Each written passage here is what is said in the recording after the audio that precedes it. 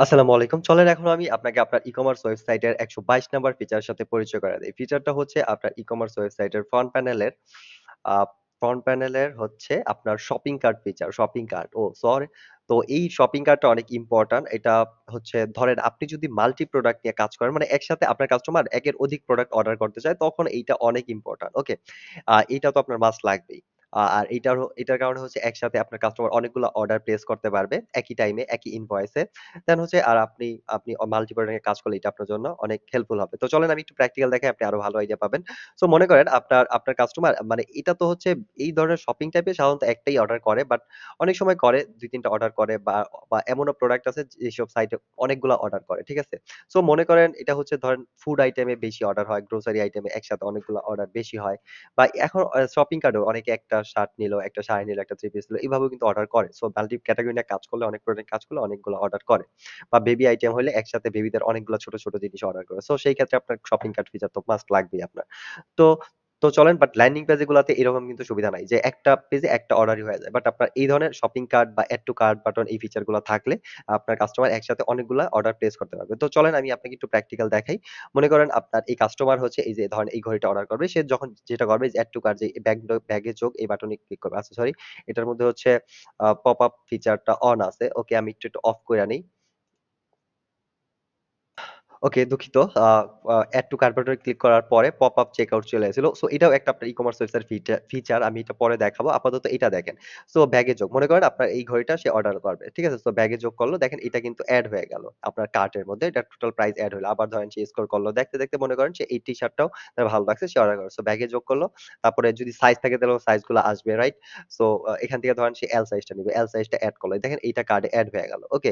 So এইভাবে সে ধরেন আবার এই পাঞ্জাবিটা সে নিতে চায়। মানে একসাথে অনেক আইটেম, সোজা কথা একের বেশি প্রোডাক্ট। সো এটার ব্যাগে এড করলো। দেখেন এইভাবে এড হয়ে গেল। সো এইভাবে কোন লিমিট নাই। সে যতগুলা প্রোডাক্ট দরকার একসাথে এড করবে কার্টে এড করার পরে সে চেক আউট এ যাবে। কার্টে ক্লিক করে এখানে সিম্পলি আগের মতই সে কাস্টমারের নাম, ফোন নাম্বার, অ্যাড্রেস এগুলা দিয়ে যদি অর্ডার বাটনে প্লেস করে, তাহলে অর্ডারটা প্লেস হয়ে যাবে। আর ইনভয়েসের মধ্যে মানে ৩ টা আপনি দেখতে পারবেন আপনার অর্ডার ম্যানেজারে যে এই ৩ টা সে অর্ডার করছে। ওকে? সো এটাই হচ্ছে আপনার এড টু কার্ট ফিচার। এইভাবে হচ্ছে কাস্টমার যদি আপনার সাইটে এড টু কার্ট ফিচার থাকে বা কার্ট সিস্টেম থাকে, তাহলে সে দেখতে পারবে, অর্ডার করতে পারবে। শুধু এটাই না, আপনার মনে করেন এড টু কার্ট করছে, পরে কার্ট থেকে সে চাইলে আবার ধরেন অনেকগুলা প্রোডাক্ট এড করছে। চেক আউট এর সময় লাস্ট যেই ফাইনাল রিভিশনটা দিবে, এখান থেকেও সে চাইলে কোনটা বাদ দিতে পারবে। ধরেন সে ৩ টা এড করছিল, আপাতত বাজেট কম, টাকা বেশি হয়ে গেছে। দেখলো যে টোটাল অ্যামাউন্ট ২০০, সে চাইলে এখান থেকে কিন্তু একটা বাদ দিয়ে দিতে পারল। বুঝতে পারছেন? এভাবে সে চাইলেও বাদ দিয়েও কিন্তু হচ্ছে পরে আবার চেক আউট করতে পারবে। সো এখান থেকে চাইলে সে কোয়ান্টিটি বাড়াইতেও পারবে, কমাইতেও পারবে। সো চেক আউট ফিচার বা কার্টের মধ্যে অনেক ফিচার আছে। বুঝতে পারছেন? মানে কার্ট ফিচারে। সো এই আর কার্টের মধ্যেও দেখেন এখান থেকেও সে বাদ দিতে পারবে। কার্ট যেটা আছে এখানেও যদি ক্লট বাটনে ক্লিক করে, তাহলে এই প্রোডাক্ট রিমুভ হয়ে যাবে।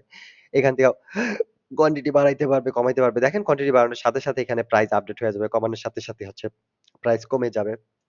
সো এই ধরেন, আর এখানে টোটাল কয়টা আইটেম দেখেন, এখানে ৩ টা ৪ টা। সরি। এখানে ২ টি পণ্য আছে। দেন হচ্ছে আপনার ওকে, সো এটার কোয়ান্টিটি ৫ টা। দেন হচ্ছে প্রাইস আপডেট হইতেছে। এবার এখানে ক্লিক করলে কার্ট বন্ধ হবে, ওপেন হবে।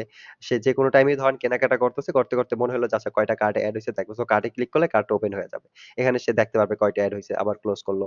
দেন হচ্ছে আবার সে মনে করেন এখান থেকে আবার অন্য কোনো প্রোডাক্টে ঢুকলো।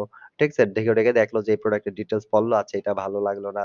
দেন হচ্ছে ডিলিটেড প্রোডাক্ট আসলো। সে ধরেন অন্য প্রোডাক্টে ঢুকলো।